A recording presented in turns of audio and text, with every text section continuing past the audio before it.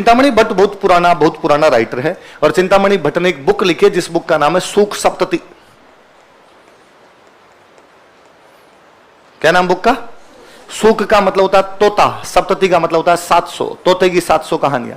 तोते की 700 कहानियों वाली किताब बहुत पुरानी किताब लिखी गई थी, जो किसके द्वारा लिखी गई थी? चिंतामणि भट्ट, जिसका फिरोज तुगलक के टाइम में एक बंदा होता है जिया नक्शबी, और जिया नक्शबी अनुवाद करता है तूती नामा के नाम से।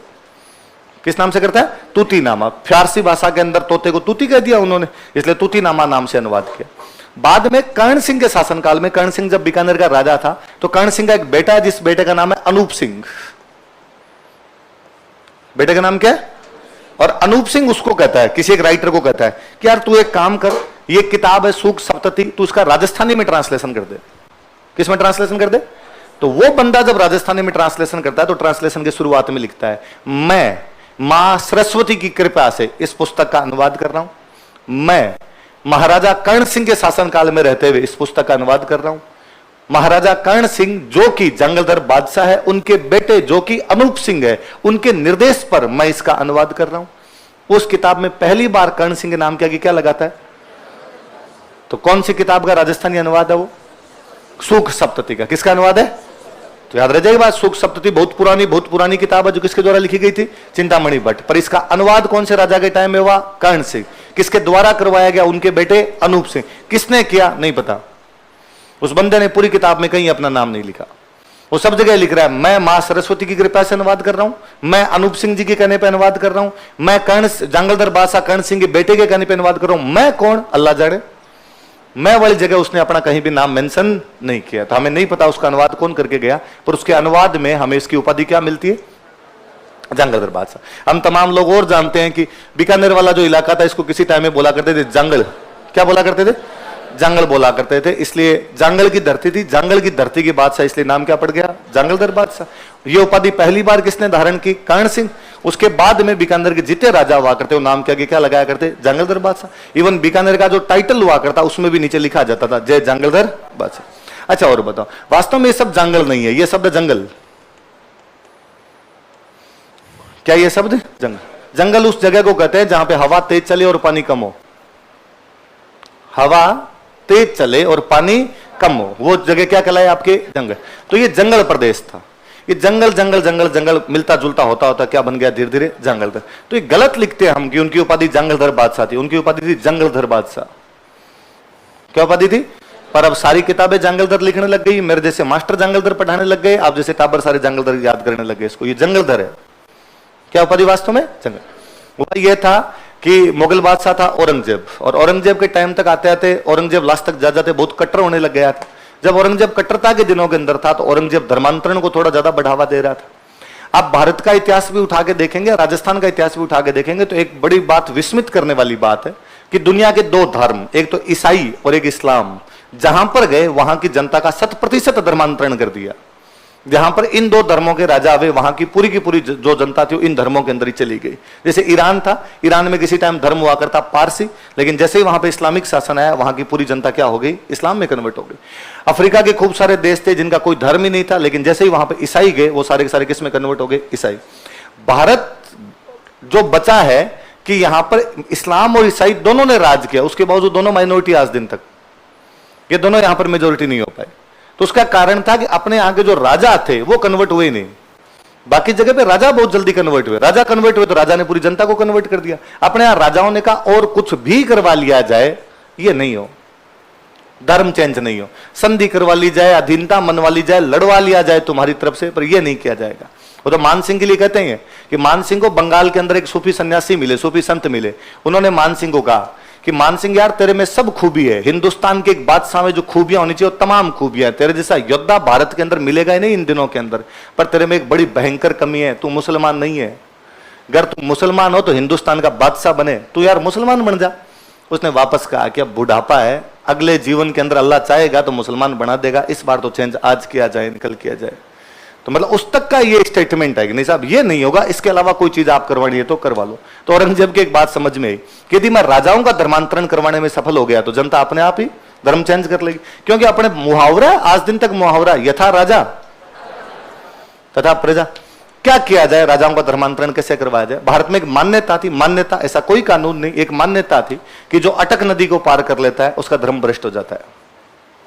कौन सी नदी को पार कर लेता है? अटक। अटक नदी को जो पार कर लेता है उसका धर्म क्या हो जाता है? भ्रष्ट। इसलिए अपने लोग अटक नदी पार जाने को अच्छा नहीं मानते थे। पुनः मेरी बात पर ध्यान देना, अटक नदी के पार जाने को अच्छा, इसका मतलब ये नहीं जाते ही नहीं थे, जाते भी थे, लेकिन फिर भी जो ज्यादातर लोग उधर गए उनको बाद में लोगों ने यूं कहना शुरू कर दिया कि यार तुम धर्म भ्रष्ट हो, तुम्हारा धर्म भ्रष्ट हो गया। खूब सारे लोग अटक नदी के पार जाने की वजह से धर्म चेंज कर गए।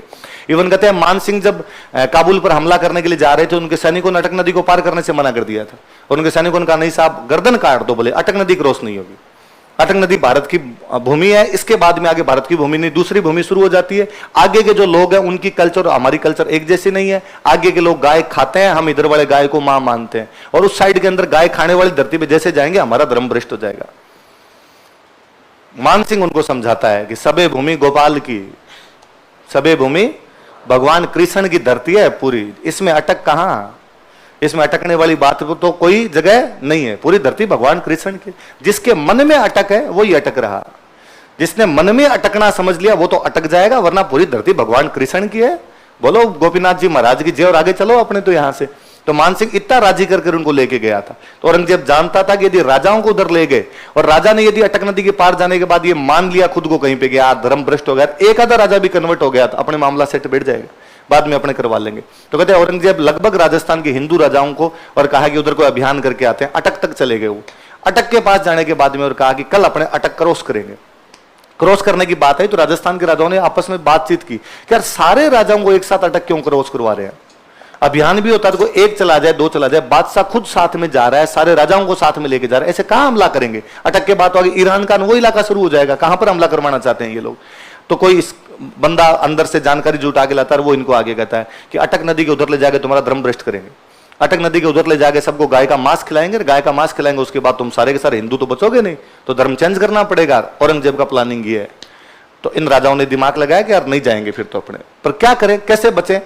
तो मिर्जा राजा जयसिंह, जयपुर वाले मिर्जा राजा जयसिंह थे, ये औरंगजेब के पास गए। इन्होंने औरंगजेब को जाके कहा कि कल औरंगजेब तुम अटक नदी क्रॉस कर लो, हम परसों करेंगे, हिंदू हिंदू जो परसों करेंगे, कल तुम कर लो। तो उसने कहा कल क्यों नहीं करोगे। तो उसने कहा मेरे जयपुर से समाचार आया, मेरे पोता हुआ है, इसलिए हवन करना है कल, इसलिए हवन में यदि तू बैठना चाहता है वेल एंड गुड, तू भी आगे हवन। औरंगजेब ने फालतू की बात मत कर, मैं हवन वन में नहीं बैठ। तो फिर कहा फिर सर ठीक है आप रवाना होइए, हम इधर हवन करते हैं, परसों हम आ जाएंगे। तो औरंगजेब पहले दिन अटक क्रॉस कर लेता है, अगले दिन अटक से उसकी नावें, अटक में उसकी नावें वापस आती है इन हिंदू राजाओं को लेने के लिए। जब वापस आए तो वापस का अब क्या किया जाए, तो अब कहा कि इन नावों में बैठेंगे, इन नावों को तोड़ दो। तो तोड़ने की शुरुआत कौन करे, कौन औरंगजेब से डायरेक्ट पंगा ले जाके पता चलेगा यार किसने तोड़ी थी। तो कर्ण सिंह ने कहा मैं तोड़ दूंगा। तो कर्ण सिंह आगे आता है, कर्ण सिंह आगे आके उन नावों को तोड़ना शुरू करता है, फिर बाकी राजा लगते हैं नावें तोड़ देते हैं। नावें तोड़ने का मतलब था औरंगजेब के खिलाफ बगावत है, हम औरंगजेब की बात को नहीं मानते। और वहां जितने राजा थे उन्होंने कहा कि हमारा बादशाह औरंगजेब नहीं है, हमारा बादशाह कर्ण सिंह है, जो जंगल की धरती का बादशाह, इसलिए नारे लगाए गए जय जंगलधर बादशाह। आई बात समझ। तो अटक नदी के किनारे कर्ण सिंह को उपाधि दी गई। अपने एक जर्मन चित्रकार आया था बहुत अच्छा, एच मूलर, नाम सुना कभी। एच मूलर ने एक बहुत अच्छी पेंटिंग बनाई है, यदि आप देखेंगे कभी ये पेंटिंग, तो इस पेंटिंग के अंदर ये नाव है यहाँ पे, और इस नाव को ये कर्ण सिंह खड़ा है, ये कर्ण सिंह तोड़ रहा है, बाकी वाले राजा इसके पीछे खड़े हुए, इसने हाथ में अपने हथियार ले रखा है, इस नाव को तोड़ रहे हैं यहाँ पे। तो ये नाव तोड़ते हुए कर्ण सिंह का जो चित्र था किसके द्वारा बनाया गया, एच मूलर। किसके द्वारा, तो एच मूलर अपने कई ऐसे चित्र बना के गया था, जिनमें एक चित्र दुर्गादास राठौड़ वाला है, जिसमें दुर्गादास राठौड़ भाले की अणी से बाटी सेक रहे हैं। एक बहुत अच्छा चित्र है जिसमें राव जैत सिंह अचानक रात को कामरान के उस दल पर हमला करके कामरान की सेना को यहां से हराकर वापस भगाता, राती घाटी का युद्ध, राती घाटी को, वो बहुत अच्छा एच मूलर का चित्र। एक बहुत अच्छा चित्र है इसमें पृथ्वीराज राठौड़ महाराणा प्रताप को वापस लेटर लिख रहे हैं कि तुम्हें अधीनता स्वीकार नहीं करनी। कन्हैयालाल सेठिया वाली जो जिस प्रकार की कविता चलती है तो उस प्रकार का लेटर लिखते हुए और दिखाया गया। तो ये मूलर का चित्र था जिसके अंदर ये अटक नदी के किनारे के आसपास की बात है। ये बीकानेर का एम्बलम है, आप देख सकते हो यहां पर एग्जैक्टली लिखा हुआ है जय जंगलधर बादशाह। क्या लिखा हुआ है, तो ये जंगल जंगल हम करने ही लग गए, पढ़ने लग गए। पापी पेट के लिए 2 नंबर के लिए जंगल याद करना पड़ता है और पढ़ाना पड़ता है, बाकी एग्जैक्टली ये क्या है वास्तव में, जंगल। बस याद रहेगी आपके बात। अच्छा, अटक नदी अपनी सीमा थी, पश्चिम की तरफ की जो अपनी सीमा थी वो सीमा कौन सी थी, अटक। मुझे तो ये भी बड़ा विस्मित अचंभित करने वाली बात लगती है कि अपने विग्रहराज चतुर्थ अजमेर का एक राजा हुआ, और विग्रहराज चतुर्थ का एक अभिलेख मिलता है अपने को दिल्ली शिवालिक। कौन सा अभिलेख है, और दिल्ली शिवालिक अभिलेख में वो साफ साफ एक लाइन लिखता है कि मैंने तुर्कों को पीट पीट कर अटक नदी के पार भगा दिया है। कौन सी नदी के पार भगा दिया? और मैं चाहूंगा कि मेरे कोई भी उत्तराधिकारी द्वारा तुर्कों को अटक नदी पार ना करने दी जाए। मेरे उत्तराधिकारी इस बात को सुनिश्चित करें कि कोई भी तुर्क कौन सी नदी पार ना कर पाए? अटक। ये कौन करा? विग्रहराज चतुर्थ। अपने कौन से अभिलेख में? दिल्ली सीमा। बहुत साल बाद में बूंदी के एक राजा हुए अपने सुरजन, बुरजन के राजा, बूंदी के राजा कौन हुए? सुरजन। अकबर की अधीनता स्वीकार करता है। बूंदी का राजा सुरजन जब अकबर की अधीनता स्वीकार करता है तब अकबर की संधियों की जो लाइन है उसमें एक लाइन जुड़वाता है कि मैं तुम्हारी तरफ से लड़ने के लिए कहीं भी चला जाऊंगा पर अटक नदी पार नहीं करूंगा। कौन सी नदी पार नहीं करूंगा? अटक नदी पार नहीं करूंगा। इसके भी 100 साल बाद में कर्ण सिंह अटक नदी पार करने की बात में नामे तोड़ देता है, इसलिए कर्ण सिंह उपाधि क्या मिलती है? जंगलधर बादशाह। और कर्ण सिंह के भी लगभग 70-80 साल बाद में मराठों का महानतम पेशवा बाजीराव बल्लाल कहता है कि मराठों का झंडा अटक से कटक तक फहराएंगे। मराठों का झंडा कहां से कहां तक? अटक से। भारत भूमि की बाउंड्री मानी जाती थी। अटक पड़ता है पाकिस्तान में। सिंधु नदी जहां पर पहली बार मैदान के अंदर प्रवेश करती है वो जगह अटक का मैदान है। अटक के मैदान के अंदर वहां पर छोटी सी एक अटक नदी आती है जो सिंधु की सहायक नदी है। उस अटक नदी को भारत की उस साइड की बाउंड्री मानते थे। इधर वाली बाउंड्री अपनी कौन सी? कटक। कितने मतलब 500-600 सालों तक का इतिहास एक जैसा पड़ा है, रत्ती भर चेंज नहीं है। सबकी बाउंड्री उधर अटकी है, सब के सब उस अटक को ही अपनी नदी मान रहे कि नहीं यार ये अटक वाला अपने सही है। मैं लॉकडाउन के अंदर शोएब अख्तर का एक वीडियो देख रहा था, यूं कोई एक पुराना वीडियो सामने आया, उसके अंदर शोएब अख्तर किसी पाकिस्तान के एक चैनल को इंटरव्यू दे रहा है। एक लड़की उसका इंटरव्यू ले रही है, वो नया नया रिटायरमेंट के बाद का उसका वीडियो है। वो लड़की पूछ रही है कि शोएब आजकल जब तुम रिटायर हो गए क्या करते हो? तो शोएब अख्तर कहता है कि आजकल मैं किताब पढ़ रहा हूँ। तो क्या बात करते हो, तुम तो किताबें पढ़ने का शौक भी रखते हो? उसने कहा हाँ मैं किताबें पढ़ता हूँ। तो आजकल कौन सी बुक पढ़ रहे हो? तो वो किसी एक राइटर का नाम बताता, मैं भूल रहा हूँ कि उस राइटर की बुक पढ़ रहा हूँ। अच्छा क्या है उस बुक में? तो कहता उस बुक में भविष्यवाणी है। क्या उस बुक में? भविष्यवाणियां की गई उस बुक के अंदर। उसने कहा अच्छा क्या भविष्यवाणियां? तो उसने कहा ये किताब बहुत पुरानी है और इस किताब के अंदर भविष्यवाणी है कि एक दिन बाबर भारत पर कब्जा करेगा। किया था या नहीं किया था? उसने कहा हाँ बाबर ने तो भारत पे कब्जा कर लिया था और ये बाबर से पहले की किताब है। वो कहता है और बाद में इस किताब में लिखा हुआ है कि शेर शाह सूरी बाबर के बेटे हुमायूं को कूट पीट के भारत से बाहर निकाल देगा। निकाला कि नहीं निकाला? वो कहती हाँ ये बात भी सही। बाद में वापस लिखा हुमायूं का बेटा अकबर बाद में भारत पर पुनः कब्जा करेगा। उसने क्या बात करते हो, सारी की सारी बातें लिख दी गई। उसने कहा इसमें तो यह भी लिखा हुआ है कि 47 में तकसीम होगी। तकसीम का मतलब होता है बंटवारा। तकसीम का मतलब क्या होता है कि 47 में तकसीम होगी। हुई कि नहीं हुई? बंटवारा हुआ कि नहीं हुआ? उसने कहा हुआ। क्या इसमें तो यह भी लिखा हुआ कि 65 की जंग पाकिस्तान जीतेगा और पाकिस्तान ये मानता है कि 1965 में वो जीता था। पाकिस्तान ये मानता है कि हमने 1948 में भारत को हराया है, 1965 में भारत को हराया है, 1999 में भारत को हराया है। पाकिस्तान केवल एक डिफीट स्वीकार करता है 1971। उसका कारण है कि उसमें 93,000 फौजियों के घुटने टेके हुए एक फोटो पड़ा है ना। उसके अंदर एक फोटो है जिसके अंदर इधर हमारे जग्गी अरोड़ा बैठे हुए, हमारे ईस्टर्न कोर कमांड के लेफ्टिनेंट जनरल हुआ करते थे जग्गी अरोड़ा, जगजीत सिंह अरोड़ा, और इधर आपके पाकिस्तान का बैठा हुआ नियाजी, जनरल नियाजी बैठा हुआ। जनरल नियाजी अपना ही पेन लेके वहां पे साइन कर रहा है। तो साइन वाला फोटो है तो हम कहते हैं भाई साहब यहाँ काला मुंह करवाया था आप लोगों ने, ये वो जगह एग्जैक्टली, इसलिए यहां तो तुम नहीं बोल सकते। बाकी पाकिस्तान हमेशा कहता है कि हम 65 में जीते और 65 को पाकिस्तान विक्ट्री डे के रूप में मनाता है। तो उसने शोएब अख्तर ने कहा इसमें तो ये भी लिखा कि 65 की जंग पाकिस्तान जीत जाएगा। उसने कहा वेरी गुड, ये तो और अच्छी बात। और क्या इसके अंदर कि इसमें फिर आगे लिखा हुआ कि एक दिन हम कश्मीर फतेह करेंगे और कश्मीर फतेह करने के बाद में पूरा हिंदुस्तान वापस फतेह करेंगे। अब उसने कहा ये तो बड़ी जोरदार बात है। शोएब अख्तर कहता है पर उसमें यह लिखा हुआ है कि जब हम हिंदुस्तान को फतेह करेंगे तब अटक नदी के पास 2 बार युद्ध होंगे। कौन सी नदी के पास 2 बार युद्ध होंगे? कि अटक का दरिया 2 बार खून के अंदर बह जाएगा, तब जाके हम हिंदुस्तान पे कब्जा कर पाएंगे। मुझे लगा यार ये बात तो और जोरदार है कि इन वाली किताब में भी लिखा हुआ है कि युद्ध जो होगा वो कहां पर होगा? अटक नदी के पास में युद्ध होगा। और यदि अटक के पास में युद्ध होगा इसका मतलब भारतीय सेना पाकिस्तान की बाउंड्री में घुस जाएगी। तो जैसे ही उधर शोएब अख्तर ने कहा उसको कि अटक के पास 2 बार युद्ध होगा और उसके बाद में हम सब तरफ कब्जा कर लेंगे, उस लड़की ने कहा आमीन।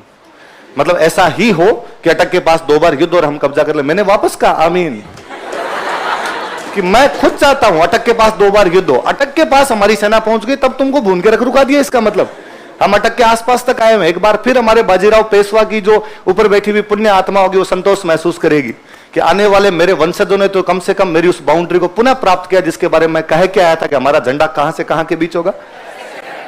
बाजीराव ने एक बार नहीं कहा कि हमारा झंडा कटक से ईरान तक होगा, हमने एक बार नहीं कहा हमारा झंडा कटक से मिस्र तक होगा, हम कह रहे झंडा अटक से कटक है, क्योंकि हमारी बाउंड्री कौन सी थी उधर वाली? अटक। कौन सी बाउंड्री है? अटक। तो अटक अटका हुआ रहना चाहिए भारतीयों के सीनों में, तब तो मतलब